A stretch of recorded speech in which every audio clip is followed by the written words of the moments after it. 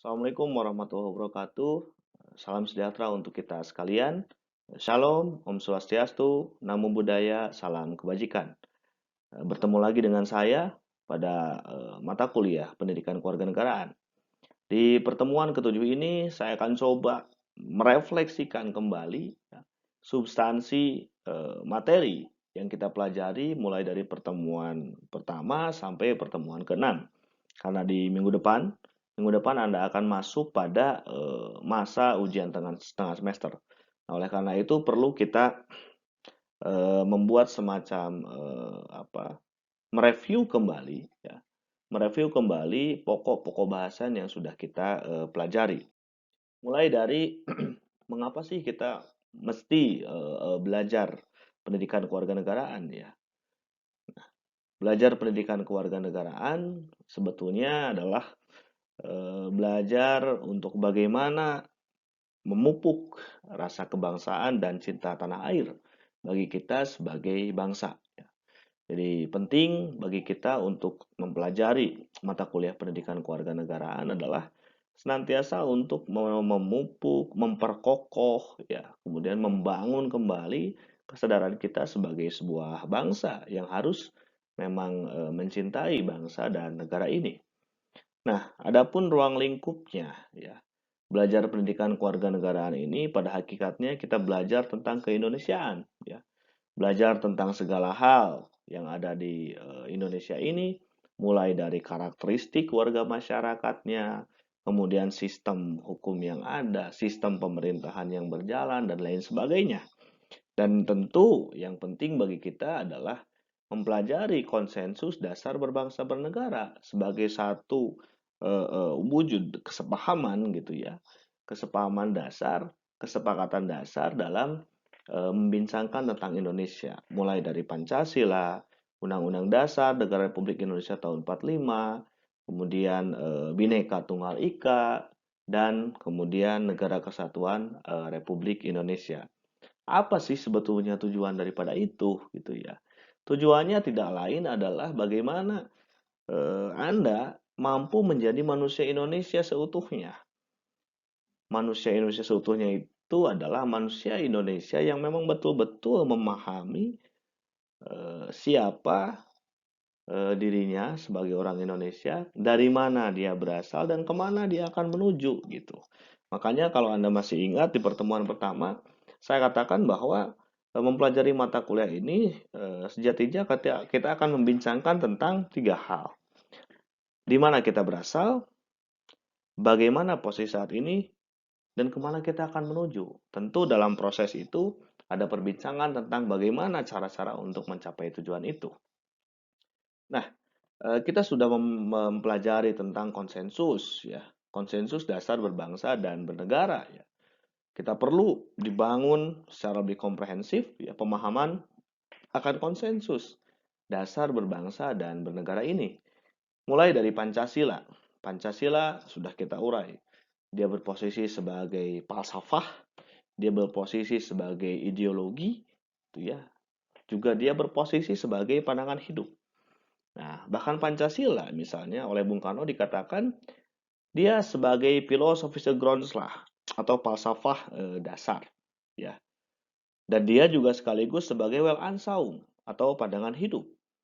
Dan dia katakan bahwa Pancasila itu hanya akan sakti apabila dia tidak hanya berposisi sebagai falsafah atau sebagai philosophical grounds lah saja ya, karena dia hidup di lingkungan pengetahuan, tapi dia akan sakti ketika dia mampu menjelma dalam perilaku keseharian atau dia tempatkan sebagai Weltanschauung, sebagai pandangan hidup yang tumbuh berkembang di lingkungan kehidupan. Jadi Pancasila itu tidak hanya sebagai simbol, tidak hanya sebagai slogan yang diucapkan, yang dihafal, tapi yang lebih penting daripada itu adalah bagaimana mengimplementasikan Pancasila itu dalam kehidupan. Yang kedua adalah Undang-Undang Dasar Negara Republik Indonesia sebagai konstitusi negara, gitu ya. Dalam mencapai tujuan yang dicita-citakan oleh bangsa, oleh negara Kesatuan Republik Indonesia, maka diperlukan instrumen. Ya, instrumen itu adalah konstitusi. Ya. Kemudian yang berikutnya adalah sesanti Bhinneka Tunggal Ika. Kita tahu bahwa Indonesia ini multikultur ya, sangat beragam gitu ya, dan realitas itu tidak bisa kita bantah. Dia merupakan sebuah keniscayaan, bahkan sebelum bangsa Indonesia ini ada, realitas keberagaman itu sudah muncul dalam kehidupan keseharian. Nah, ketika melihat adanya kemajemukan yang begitu kompleks, mulai dari suku bangsa yang beragam, agama yang beragam, bahkan pandangan politik yang beragam, maka diperlukan satu konsepsi yang bisa mempersatukan. Salah satunya adalah Sesanti Bhinneka Tunggal Ika, yang mengandung makna sekalipun kita berbeda, tapi kita tetap satu jua. Bahwa yang berbeda itu ya yang satu itu gitu ya. Jadi kita mampu bersatu dalam keberagaman.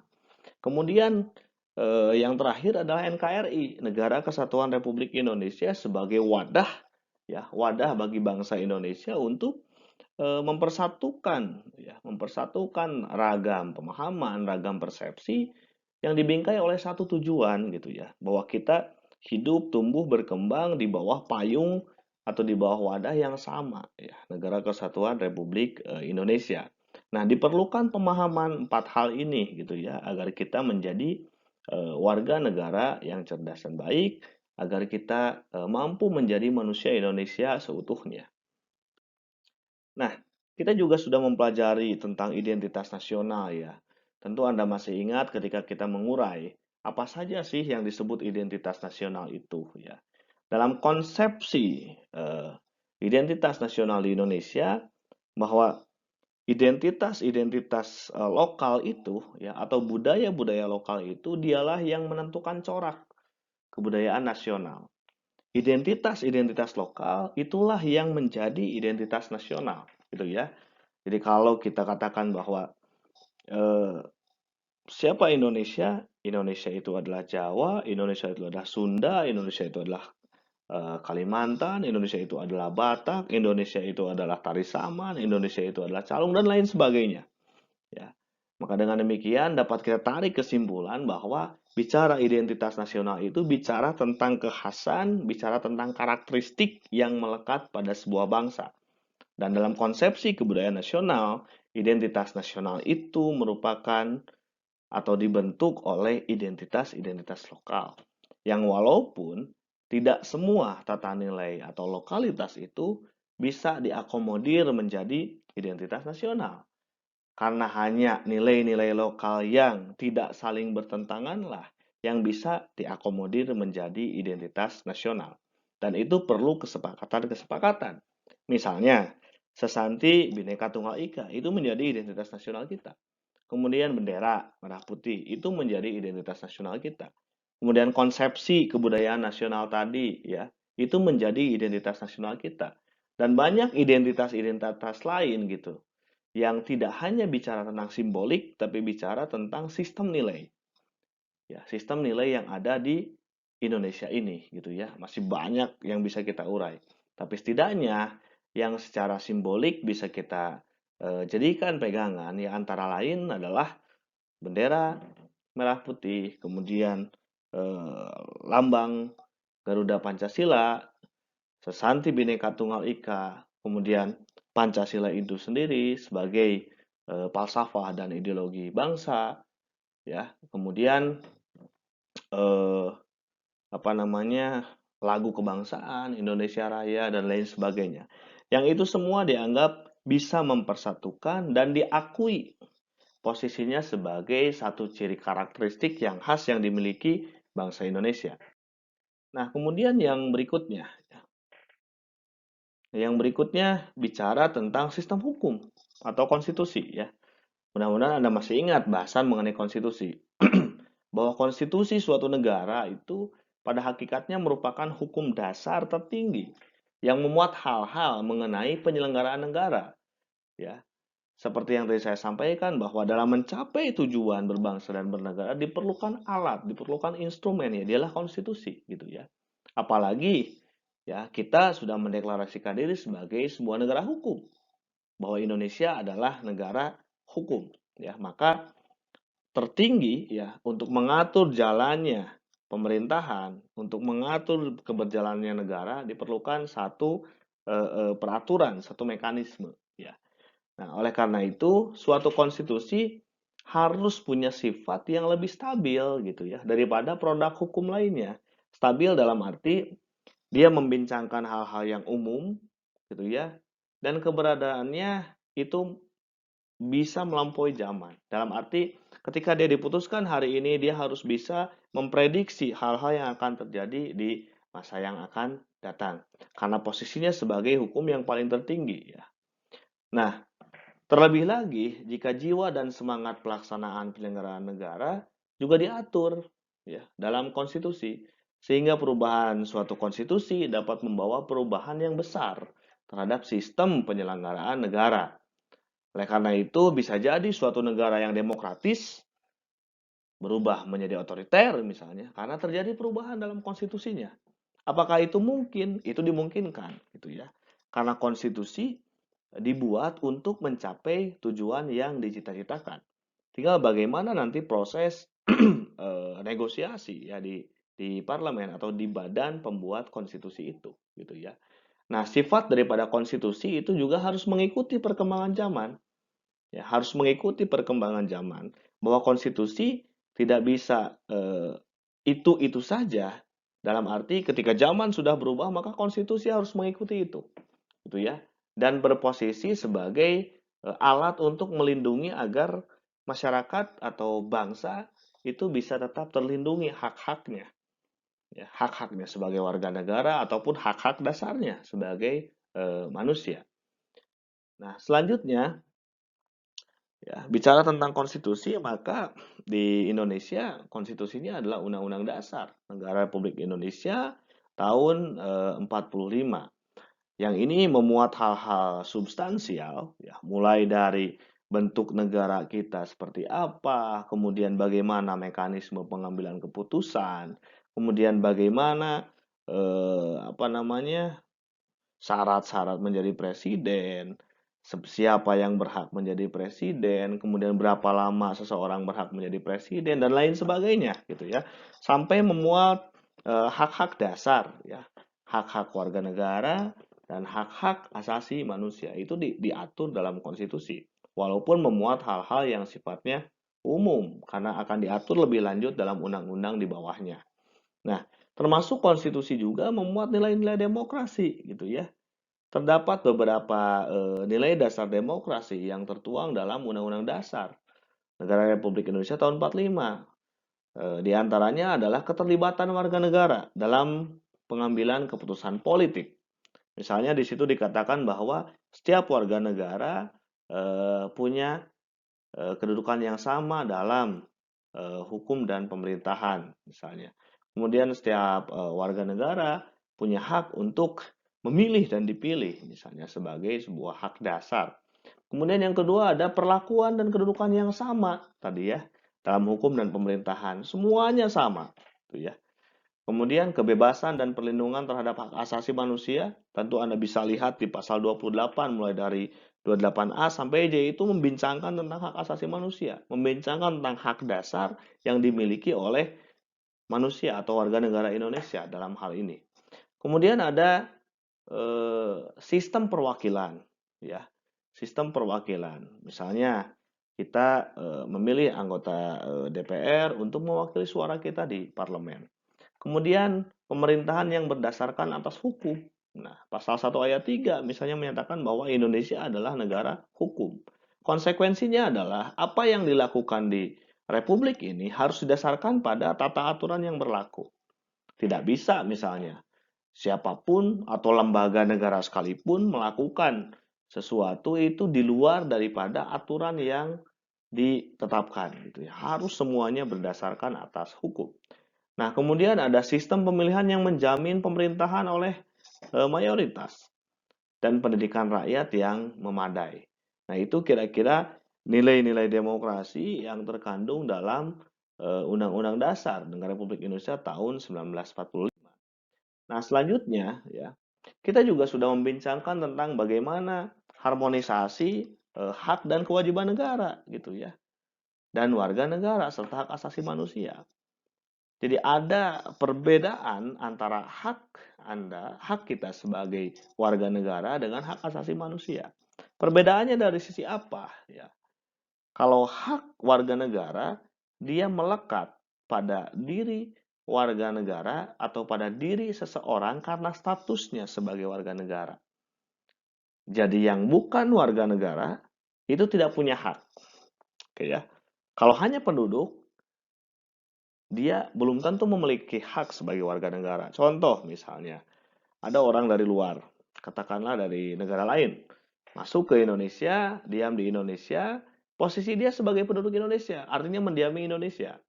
Nah, ketika dia tinggal di Indonesia, ada kontestasi politik misalnya, apakah pilkada, apakah pilpres, apakah pileg gitu ya.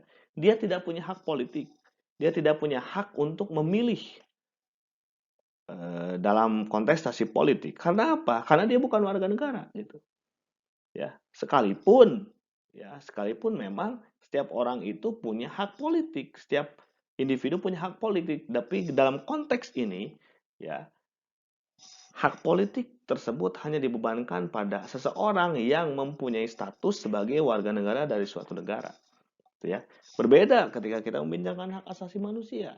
Bahwa hak itu melekat bukan karena statusnya yang diberikan oleh negara, tapi karena posisinya sebagai manusia.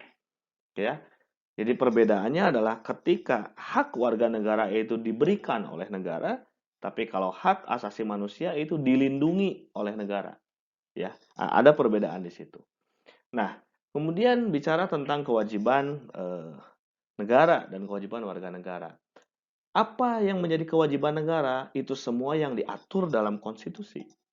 Itu ya, melindungi segenap bangsa Indonesia dan seluruh tumpah darah Indonesia, mencerdaskan kehidupan bangsa dan lain sebagainya. Ya, itu merupakan kewajiban negara.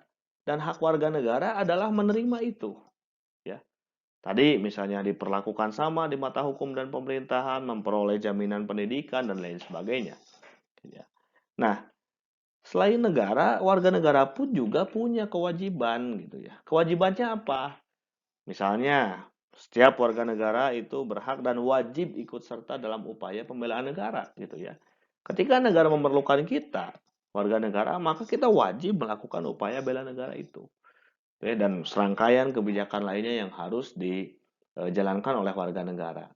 Nah, berbeda dengan hak asasi manusia ya, posisinya itu tidak melekat pada individu dengan cara diberikan oleh negara, tapi justru hak itu melekat sejak dia lahir. Bahkan ada yang bilang sejak di dalam kandungan ya.